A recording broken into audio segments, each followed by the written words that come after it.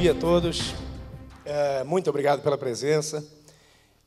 Obrigado ao Docomomo, a todos os coordenadores do Docomomo. Queria dizer que é uma honra incomensurável estar aqui participando do seminário do Docomomo, sempre admirei demais, e especialmente estar aqui para mediar uma mesa com uma pessoa tão especial, uma palestra, né, de abertura com uma pessoa tão especial, que foi certamente meu primeiro grande ídolo assim que entrei na faculdade, e que tive uma oportunidade recente, incrível, estou tendo nos últimos meses, de escrever um livro e filmar um documentário sobre a vida e obra dele. Eu estou falando do grande Marcos Conder Neto, que eu vou chamar já ao palco aqui. Antes eu vou só contar, principalmente aos estudantes mais jovens, que talvez não sejam tão íntimos quanto todos nós somos com a obra dele, né? Marcos Conder Neto é certamente um dos arquitetos, dos maiores representantes do movimento moderno aqui no Rio de Janeiro, uma obra muito profunda, embora não seja a obra mais extensa que existe, é uma obra muito, enfim, vou me repetir, mas uma obra muito profunda, né? Algumas das suas obras são tidas internacionalmente como as maiores obras da arquitetura. Aliás, o próprio Le Corbusier já escreveu uma carta ao Lúcio Costa, considerando o Monumento aos Mortos na Segunda Guerra, o Monumento às Pracinhas, uma das 3 obras mais importantes da arquitetura brasileira.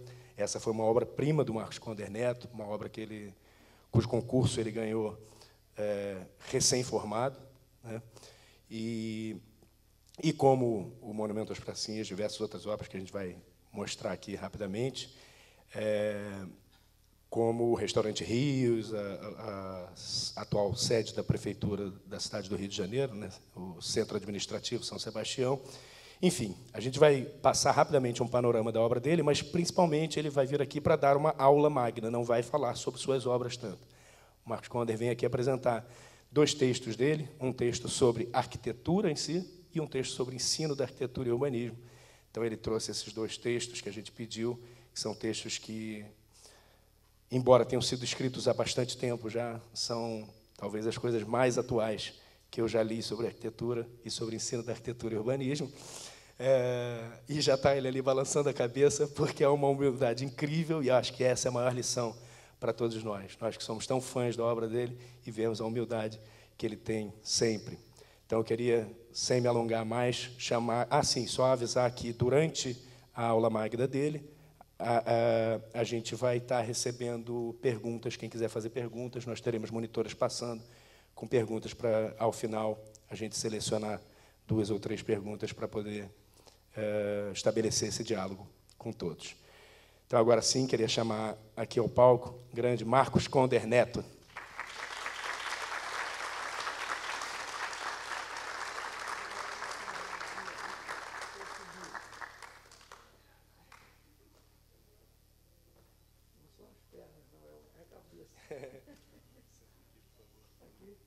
Melhor falar sentado, né? Pronto. Então, o microfone é seu, Conder. Obrigado. Bom dia para todos.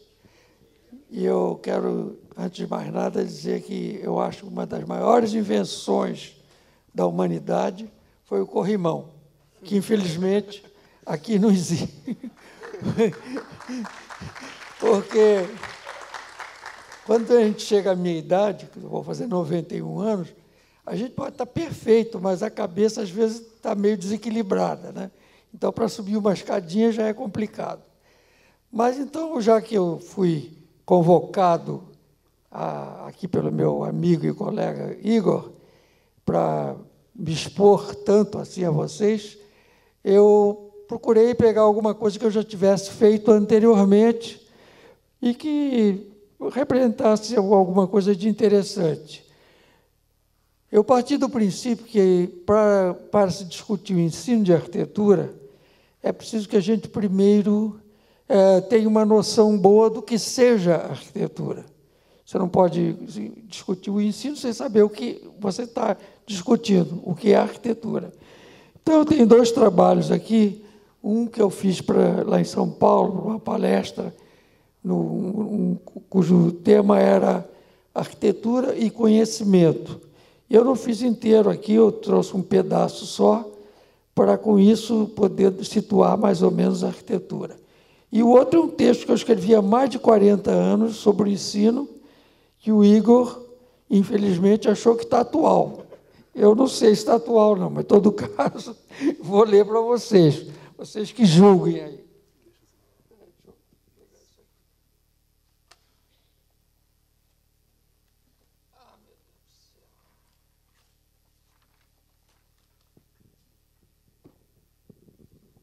Bom, eu vou começar citando uma frase. Eu tive acesso a todas as escrituras dos profetas. Não houve nada que eu não tenha conhecido daquilo que tenha acontecido desde o princípio. Essa citação, um tanto modesta, é do arquiteto Senmut, que era o arquiteto da rainha Hatshepsut, da 18ª dinastia do Egito, em 1500 a.C. Então, é o seguinte, eu quero dizer que a arquitetura, preliminarmente, eu vou falar aqui sobre... Deixa eu botar meus óculos, desculpa, esqueci os óculos. Caiu tudo aqui. É a velhice.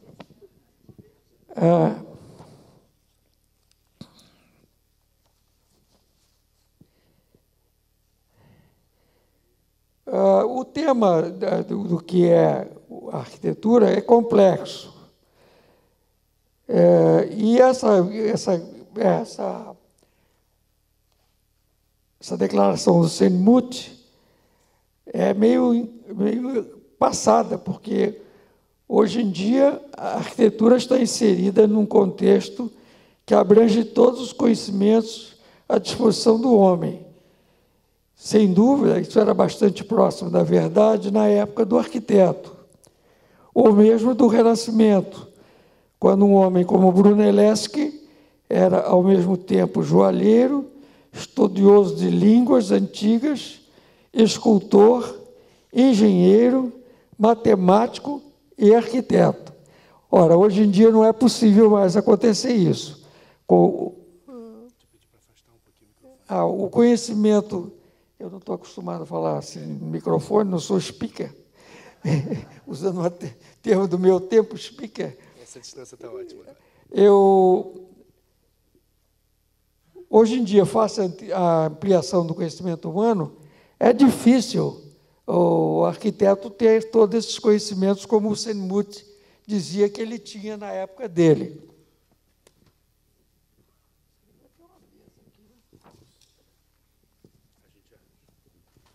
Cai tudo no chão.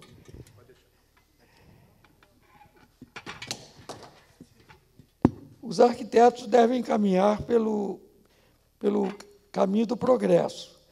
John Ruskin define a arquitetura como a arte de levantar e decorar edifícios construídos pelo homem, qualquer que seja o seu destino, de modo que seu aspecto contribua para a saúde, a força e o prazer do espírito. Dizia ainda que a arquitetura é o inútil, já que uma coisa útil não pode ser bela. Evidentemente, isso é uma proposição exagerada. Em arquitetura, a forma deve estar adequada à função que tem que cumprir.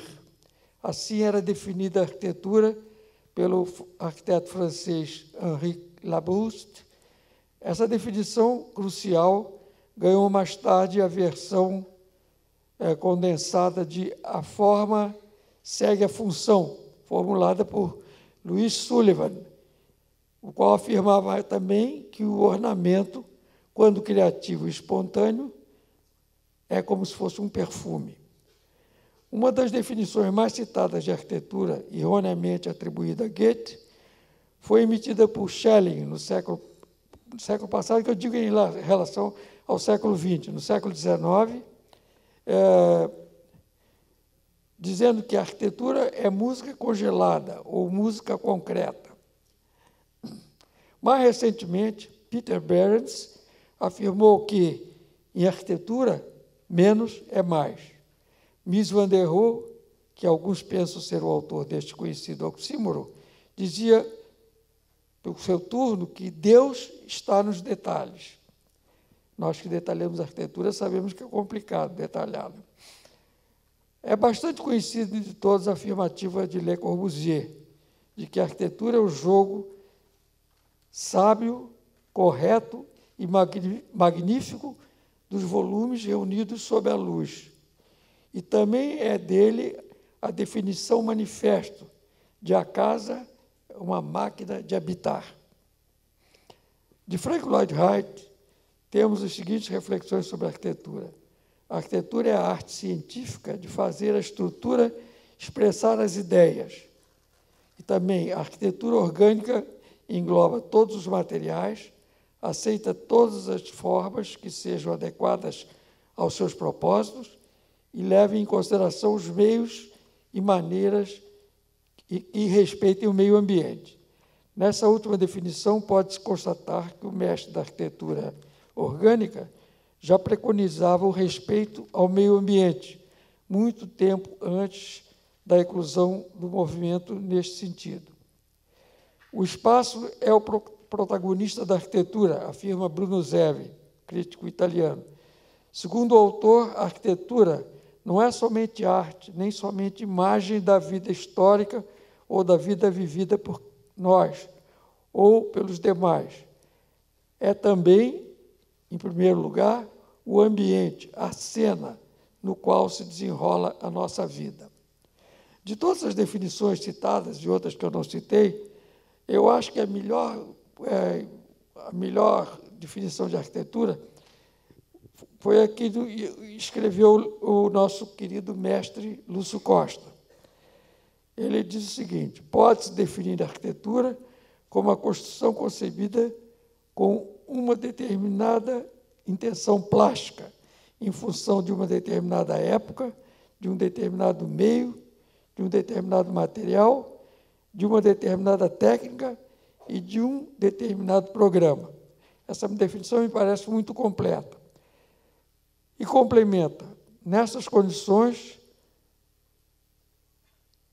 o que interessa ao arquiteto conhecer, isso aqui é importante, interessa de mais nada conhecer como em condições idênticas ou diferenciadas de época, de meio, de material, de técnica ou de programa, o problema da construção foi arquitetonicamente resolvido no passado. Para encerrar esta preleçãozinha sobre conceitos e definições de arquitetura, vejamos o que nos diz o arquiteto Roberto Venturi, um dos mais conceituados teóricos do movimento de contestação à arquitetura moderna, em sua vertente racionalista. Para Ventura, em nosso mundo contemporâneo, o signo, sinalização, símbolo, letreiro, é mais importante que a arquitetura, a qual apresenta duas manifestações principais: aquela onde os sistemas arquitetônicos de espaço, estrutura e programa estão submetidas e distorcidos por uma forma simbólica abrangente, ou seja,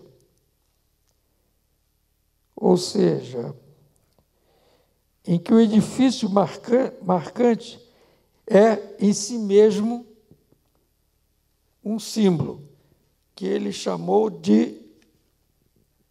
Suspense. Ele chamou de The Duck, o pato, em alusão a uma loja em Long Island que, por vender aquelas aves, apresentava a forma externa de uma ave, do pato, e aquela onde os sistemas de espaço e estrutura estão diretamente a serviço do programa e onde a ornamentação é aplicada independentemente dos mesmos, ou seja, o abrigo convencional que usa símbolos, por ele denominado de decorated shed, ou seja, galpão decorado. Segundo Venturi, a primeira forma é raramente relevante nos dias de hoje, apesar de permear a arquitetura moderna. De todas as formulações anteriormente citadas, a do arquiteto brasileiro é a mais adequada ao propósito dessa dissertação, por ser a mais sistemática e abrangente. Entretanto, julgo que a mesma pode ser complementada em alguns pontos. Por exemplo, quando diz que a arquitetura é construção concebida com determinada intenção plástica. Ora, a mera intenção plástica não é suficiente para gerar o objeto arquitetônico. O projetista pode estar imbuído das melhores intenções plásticas do mundo e não atingir a esse objetivo. O que interessa, no caso, não é a intenção, mas o resultado. Por outro lado, a definição é pertinente. Segundo, como já foi citado por Bruno Zev, o espaço é o protagonista da arquitetura. Desse modo, a definição proposta pelo arquiteto brasileiro... Não, peraí, esqueci, faltou uma frase aqui. Por outro lado, a definição pertinente de Lúcio Costa não faz menção ao aspecto espacial, o que é geralmente tido pela maioria dos arquitetos como pertinente. Aí eu citei o Bruno Zev dizendo que o espaço é o grande protagonista da arquitetura. Desse modo, a definição proposta pelo arquiteto brasileiro poderia acolher também essa característica inerente à arquitetura. Outro conceito que acrescentaria à definição de Lúcio Costa seria a questão do simbolismo, não abordada por ele, o que é compreensível, uma vez que a arquitetura moderna, em sua vertente racionalista e purista, é considerada como uma arte totalmente abstrata, sem conotação simbólica. Assim, para efeito de encadeamento desse trabalho, a definição de Lúcio Costa poderia ser: a arquitetura é construção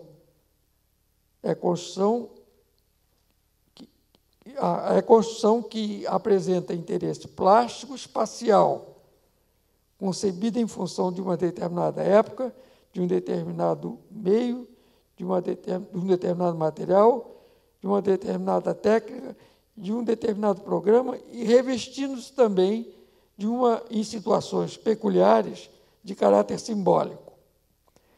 Através da história, persistem duas tendências diversas no ser humano, uma para o racional e geométrico e outra para o irracional e orgânico. Duas maneiras diferentes para o homem conseguir ajustar-se ao ambiente ou para dominá-lo. Assim se expressou Gideon a respeito da origem do conhecimento. Walter Behrendt diz mais ou menos a mesma coisa quando afirma que esse dualismo inerente ao instinto criador do homem, baseado no eterno antagonismo entre sensação e pensamento, implica em duas atitudes diferentes perante o cosmos. Essa divergência do impulso criador humano, trazida para o palco específico da ordenação arquitetônica, enseja o aparecimento de duas maneiras distintas de conceber a arquitetura, conforme seja ela subordinada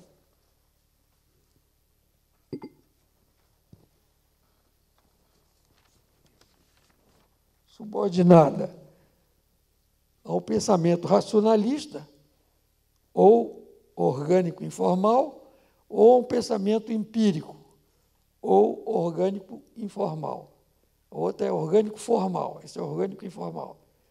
O exemplo paradigmático dessa dicotomia é da oposição entre a arquitetura clássica e a arquitetura gótica.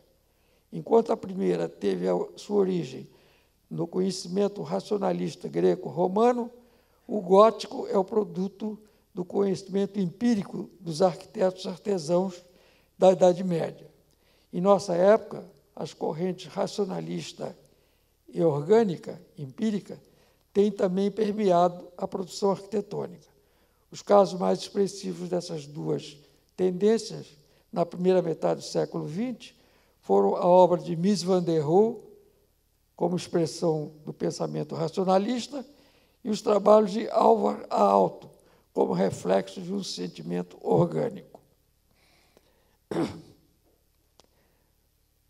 Bom, eu acho que eu já falei bastante sobre esse assunto, teria mais coisas a dizer, mas eu ia me alongar muito, então eu vou agora ler a famosa proposição que o nosso amigo aqui, o Igor Vettieni, acertei o nome? Está certíssimo. Vettieni. Raras pessoas que acertam. Diz que é atual, apesar de ter sido escrita há 40 anos atrás. Diz o seguinte: quando se cogita do ensino de arquitetura, uma indagação básica se apresenta. Que finalidade ensinar, ou então, que tipo de arquitetura se pretende obter? Ou, ainda, em que realidade irá atuar tal profissional e qual a arquitetura que irá fazer? Uma vez respondida essa questão, uma vez respondido isto, a questão inicial torna-se já bem mais fácil, estabelecendo os critérios e a metodologia do ensino, nos quais deverão, obviamente, ser dirigidos para o fim proposto. Nada mais daquele pensamento do Semut, que ele conhecia tudo, né? Ou seja, para a formação de um profissional de arquitetura com determinadas características. No que diz respeito à pergunta inicial, deveria ser levada em conta, enfaticamente, a constatação de que o aluno a que se está ensinando hoje só será um profissional completo e atuante dentro de um prazo mínimo de 10 anos, aproximadamente, quando toda a realidade socioeconômica e cultural, política e tecnológica já terá sofrido, provavelmente, grandes alterações. Partindo-se deste raciocínio, obrigado pela melhoria da luz aqui. Obrigado, Ana. O que vocês pagam por estar ouvindo um velhinho de 91 anos. Partindo-se desse raciocínio, poder-se-ia chegar à conclusão errada de que o ensino de arquitetura teria muito a ver com futurologia ou quiromância, uma vez que dificilmente alguém poderá prever com certeza o estágio de desenvolvimento da humanidade dentro de um prazo como o que foi estabelecido acima. Mas esse raciocínio só é válido quando se pensa em ensinar de maneira tradicional, isto é, através de temas que deverão ser equacionados à luz de conhecimentos tecnológicos, ideologia, fator sociocultural e econômico, de que dispomos no momento. Não sei exatamente qual seria a maneira de ensinar para atender a esse ponto de vista, mas tenho a intuição de que o ensino deveria se dirigir mais no sentido da criação de um tipo de mentalidade nova e aberta nos jovens arquitetos, no jovem arquiteto, do que em treiná-lo para ser pura e simplesmente um repositório de fórmulas de composição desgastadas ou de conhecimentos tecnológicos já superados no momento. Pronto, agora, pior que esse está grampeado. Desculpe, não, eu vou virar aqui. Não, aqui dá para virar. No momento do aprendizado. A propósito, cabe relembrar que a técnica de concreto armado remonta ao século XIX, e que as concepções de vida que deram origem à arquitetura e urbanismo contemporâneos são igualmente caudatárias do liberalismo econômico típico daquele século. Feitas essas ressalvas, feita essa ressalva inicial, passarei a enumerar um tanto aleatoriamente alguns pontos que julgo fundamentais no ensino da arquitetura e planejamento. Mesmo... Deixa eu te pedir uma coisa. Enquanto você lê esses pontos, eu vou, já que a gente decidiu não passar, eu estou com vontade de passar, durante a sua leitura, algumas das suas obras que dispensam a apresentação, todo mundo conhece. Queria pedir sua autorização. Posso passar aqui em cima? Pode passar. Enquanto o senhor lê, para o pessoal ir vendo. Mesmo quando este mantenha seu cunho tradicionalista. Primeiro, o ensino deveria ser o mais possível voltado para o futuro. O aluno de hoje será um profissional completo e atuante daqui a 10 anos, aproximadamente. E, no futuro, haverá, certamente, as tendências assim o demonstram, uma sociedade cada vez mais baseada em conceitos coletivos e na mobilidade física e social. A construção deverá sofrer profundas alterações em sua tecnologia, onde, provavelmente, pontificarão as estruturas leves, desmontáveis e até mesmo descartáveis. A habitação perderá sua característica de perenidade, passando a ser o abrigo confortável, porém transitório, de uma população que se desloca ao sabor de suas conveniências econômicas, empregos, por exemplo, ou mesmo motivada pelo simples prazer aventuresco de conhecer novas pessoas e novos lugares. Este procedimento já é detectável hoje em dia nos países altamente desenvolvidos, como os Estados Unidos, onde já existe um grande número de pessoas vivendo em motorhomes, trailers, ou casas ou motorhomes, que são casas rebocáveis. Neste sentido, já têm surgido proposições futurológicas de estruturas de acolhida, onde cada usuário pode encaixar a sua casa reboque, ligando aos pontos de água, luz, esgoto, etc. Desculpem que isso aqui é uma cópia meio apagada e eu estou me enrolando um pouco às vezes. Ainda neste particular, parece-me que o importante é fornecer ao aluno uma capacidade de raciocínio espacial cada vez mais ampla, propiciando ao mesmo um instrumental intelectivo que lhe permita enfrentar qualquer tipo de proposição arquitetônica, por mais complexa que seja. Só assim serão contornados maneirismos tão comuns, abrindo-se perspectiva para uma suspense.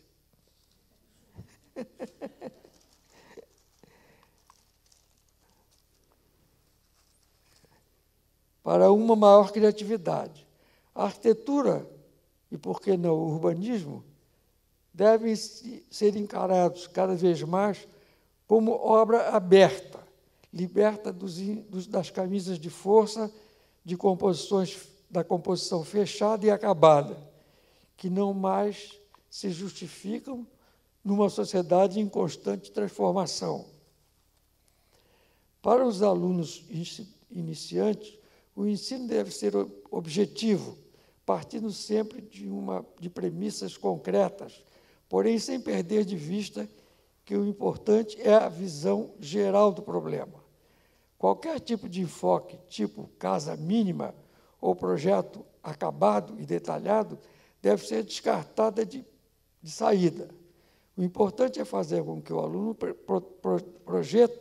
projete, levando em conta o partido geral, baseado numa análise objetiva dos fatores concretos, tais como o relevo do terreno insolação, clima, materiais e método de construção, programas realistas, etc., levando em conta, igualmente, o contexto urbano.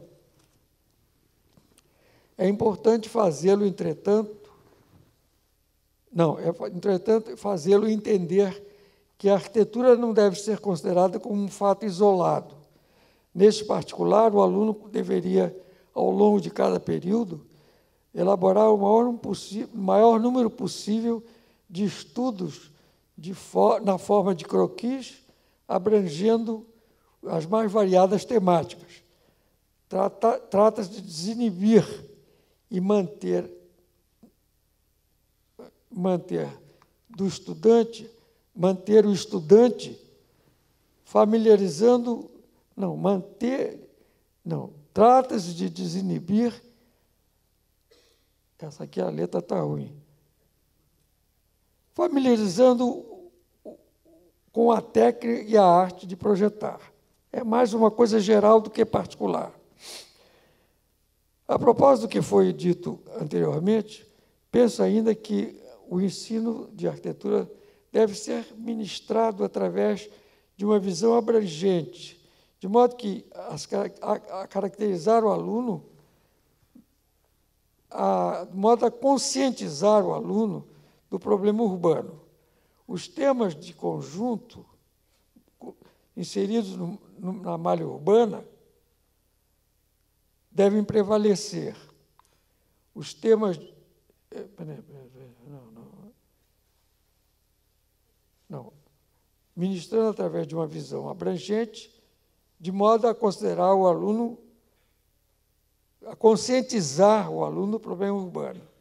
Os temas de conjunto inseridos na malha urbana devem prevalecer. Como já assinalei antes, mesmo os temas isolados deveriam ser encaminhados, levando em conta a cidade, o bairro, a rua, os prédios vizinhos, etc.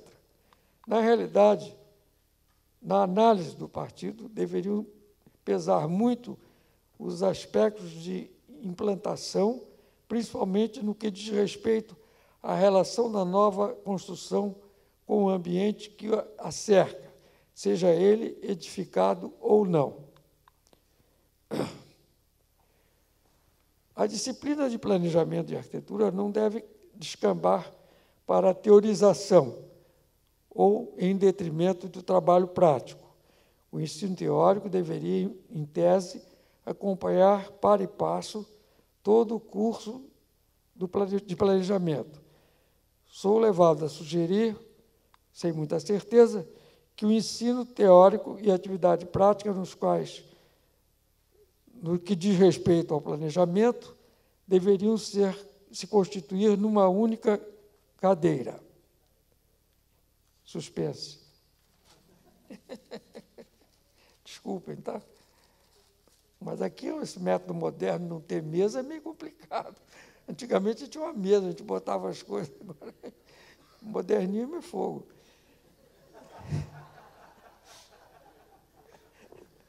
Acredito também que, sendo a arquitetura uma arte, nunca perder de vista este postulado, está sujeita a conceitos a priori, a razão pela qual o ensino de planejamento deveria se constituir numa unidade didática bem definida, seguindo mesmo uma determinada filosofia. Assim, o curso poderia ser orientado por um arquiteto de valor reconhecido e respeitado por seus colegas e alunos, ou por uma comissão de arquitetos bem afinados ideologicamente, os quais, tendo, num caso como o outro, imprimiriam ao curso uma determinada linha de atuação. Esse texto aqui, depois vocês podem ler, que vai ser melhor do que essa minha falação aqui. Se eu permitir, a gente coloca no site do evento depois o texto. Pois é, claro.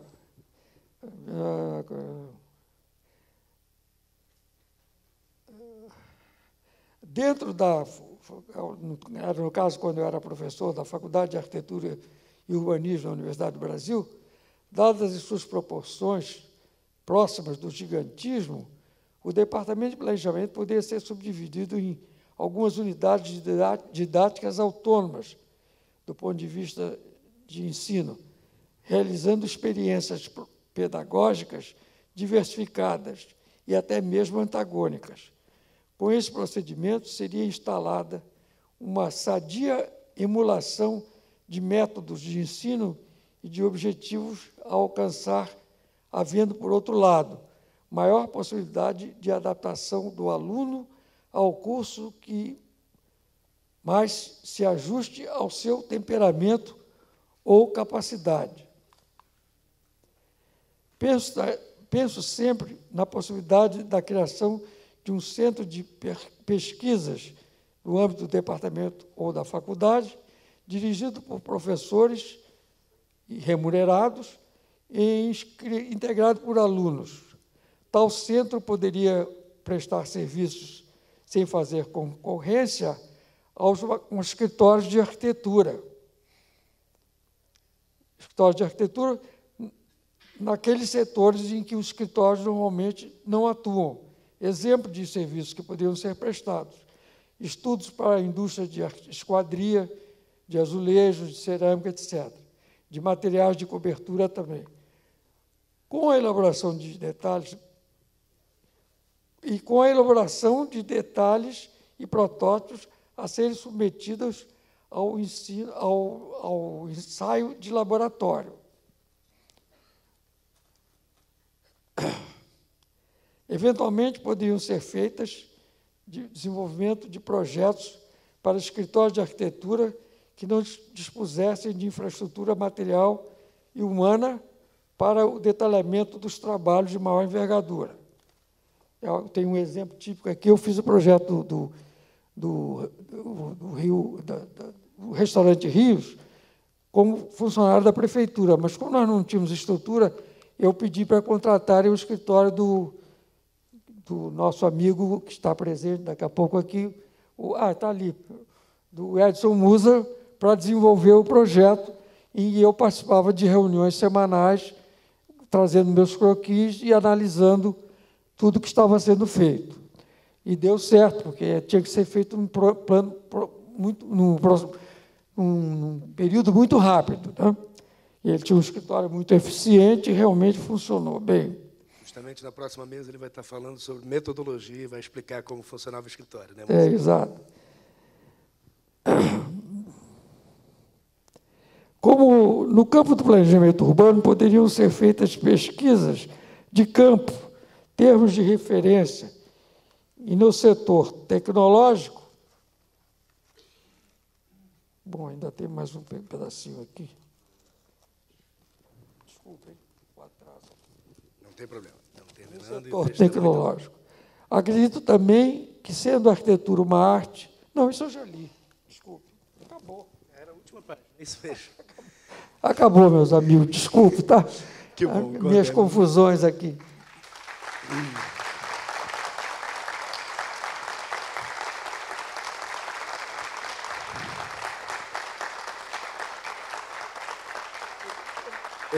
Conder, muito obrigado. Enquanto você lia, eu realmente continuo com a minha opinião de que é absolutamente atual. Eu não consigo chamá-lo de você no palco, desculpe. O que o senhor escreveu, eu sei que eu vou tomar esporro depois, mas o que o senhor escreveu sobre ensino, eu continuo achando uma coisa muito atual. E a sua obra, que já é tão conhecida, eu fui passando aqui, que ela dispensa muitos comentários, todos já conhecem. Eu só gostaria de frisar que eu fui um arquiteto de poucos clientes. Eu não tinha grandes conhecimentos na alta sociedade, nem tinha grandes amizades com o governo. Então, eu não tinha muitos clientes. Então, por isso, eu fazia muitos concursos para poder exercer a profissão e, ao mesmo tempo, tentar obter algum tipo de resposta. Em alguns casos, eu fui recompensado. Tirei algumas classificações, em primeiro lugar, outras menções honrosas. Mas eu posso dizer que 3 obras que eu tenho aqui no Rio de Janeiro, que são talvez importantes na cidade, como um monumento, o Restaurante Rios e o Centro Administrativo São Sebastião, todas elas eu fiz, uma por concurso e as duas outras como funcionário público. Nenhuma delas foi através de contrato com pessoas físicas. Então, eu era um arquiteto assim, meio marginal. Eu era meio arquiteto funcionário público, meio arquiteto liberal, mas eu fazia meus concursos e sempre conseguia tempo de noite, trabalhava a noite inteira, às vezes, para apresentar concurso. Como passou ainda há pouco aí que eu fiz, eu acho que foi para o Chile, né? Que eu tive uma classificação lá. Me corrija se eu estiver errado, foram mais de 60 concursos ao longo da vida. Eu fiz mais de 60 concursos. Eu era o concurseiro número 1 do Brasil, talvez. Eu tive um colega do Rio Grande do Sul, uma vez que me encontrou, agora depois de velho, pô, rapaz, você era um chato. Toda vez que a gente estava no concurso, você entrava e ganhava. Ele era de lá. E eu entrava em todos os concursos. Aliás, um do Rio Grande do Sul que eu entrei, infelizmente, eu não participei, porque o edital dizia que o arquiteto de fora tinha que ter um representante lá em Porto Alegre para receber o projeto dele. E o nosso representante foi lá no Correio, quando eu mandei avisar que já tinha mandado, e não achou o projeto, simplesmente deixou de lado. E foi tratado o assunto dele, que ele estava concorrendo também. E com isso, o nosso projeto não foi julgado. E eu, até hoje, acho que ele poderia ter ganho o concurso. É isso, Cláudio. Muito obrigado. Fico muito feliz de apresentar um lado do Conder também. A gente conhece tanto essas obras e não conhece essas reflexões sobre 25 anos em sala de aula. O Conder foi professor da Universidade do Brasil, atual UFRJ, durante 25 anos. E essas reflexões eu acho que são muito caras ao ensino até hoje. E uma vez que o seminário do Docomomo, este ano, o seminário Docomomo Rio, esse ano, está inserido dentro desse seminário de ensino, consideramos que valeria muito a pena trazer essas reflexões do Conder. Muito obrigado a todos.